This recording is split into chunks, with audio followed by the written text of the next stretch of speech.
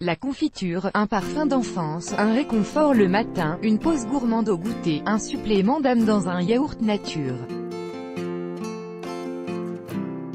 Et une vraie fierté quand votre gelée de cassis ou votre confiture d'abricot est une fabrication maison. Et ça tombe bien, car confectionner soi-même des confitures et des gelées, c'est très facile. Il vous faut surtout de bons fruits, pas forcément beaux mais mûrs et de saison. Au pire, vous pouvez utiliser des fruits congelés. Suivez-nous, nous vous expliquons toutes les astuces, les règles d'or et les recettes pour vous lancer. La liste semble longue, mais vous pouvez utiliser la plupart de ces ustensiles quotidiennement. Parmi les outils indispensables, il vous faudra une balance de cuisine. Les quantités de fruits et de sucre doivent être précises. Une bassine à confiture en acier inoxydable. Le cuivre répartit mieux la chaleur, mais est déconseillé pour les macérations. Ou une grande cocotte, une écumoire et une louche en métal. Le plastique résiste mal à la chaleur, des pots en verre bien propres et qui ferment une grosse cuillère en bois pour remuer la confiture. Le contact prolongé du métal avec les fruits peut provoquer une oxydation. Vous pouvez ensuite vous équiper d'un moulin à légumes, si vous souhaitez réaliser des gelées, ou d'un mixeur. Mais un bon robot ménager fera très bien l'affaire. La base, le sucre, l'ingrédient indispensable. On a beau rêver de confiture à moindre calories, une confiture sans sucre, ça n'existe pas. Ce sont dans ce cas des desserts de fruits, nuance. Car le sucre est indispensable, c'est lui qui sert de conservateur. Plus on diminue le sucre, plus on réduit le temps de conservation. C'est pour cela qu'une confiture doit contenir 60% de sucre au total. Oui, je sais, ce chiffre fait peur, mais c'est si bon. Parmi les sucres disponibles, les plus recommandés sont le sucre cristallisé, de canne ou de betterave, le sucre blond de canne, plus parfumé, ou les sucres spéciales confiture, qui contiennent de la pectine pour une meilleure gélification. Les plus connus sont Gélisuc Copyright et Confisuc Copyright. Pour éviter de se retrouver avec une confiture trop liquide ou une gelée peu gélifiée, la solution idéale est l'ajout de gélifiant. Le plus prisé est la pectine, une substance naturelle contenue dans certains fruits. Les sucres à confiture en contiennent déjà, un complément n'est donc pas nécessaire.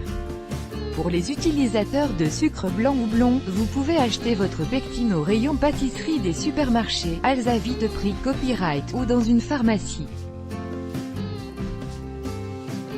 Autre possibilité, plus fastidieuse, vous pouvez fabriquer vous-même votre pectine, en faisant bouillir des épluchures de pommes ou des écorces d'orange. Parmi les autres gélifiants, la tendance est à l'agar-agar, un gélifiant naturel, qui s'avère très efficace.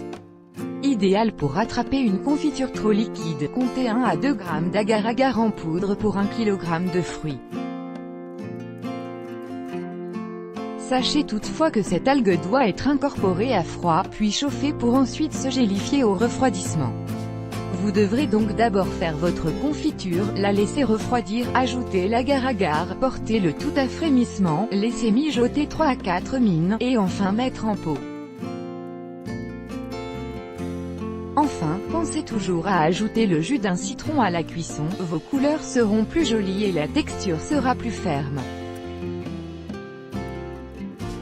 En cas de confiture trop liquide, ajoutez le jus de 2 citrons et faites recuire l'ensemble 5 minutes, votre confiture ou gelée devrait être sauvée.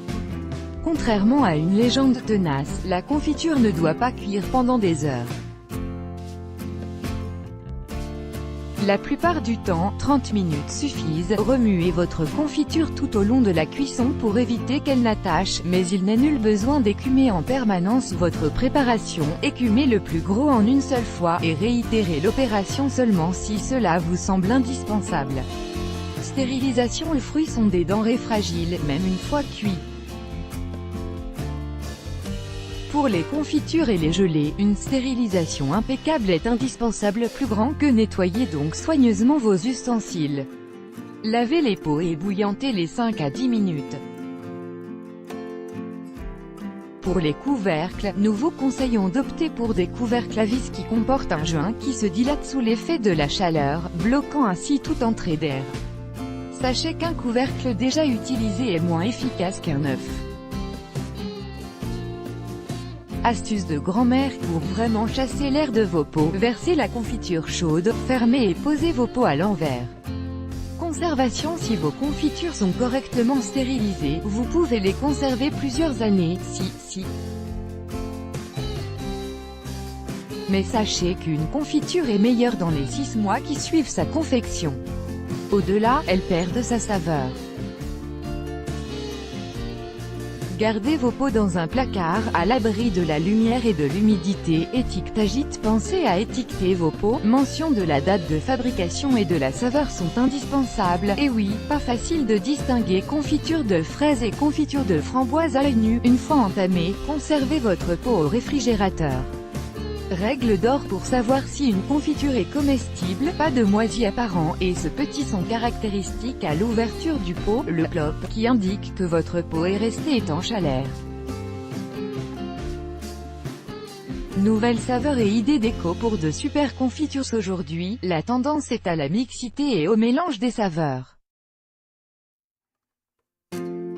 À ajouter dans vos confitures, des herbes aromatiques et des épices, romarin ou thym pour l'abricot, menthol, mélisse pour la fraise, gingembre et cannelle pour les agrumes, vanille pour le melon ou la châtaigne. Délicieux également, les fruits secs, noix, noisettes, amandes, fruits séchés, figues, abricots. Enfin, sachez que les fleurs et légumes s'invitent au rayon des confitures, gelées de pétales de rose, de baies de sureau, de violettes, de fleurs d'hibiscus.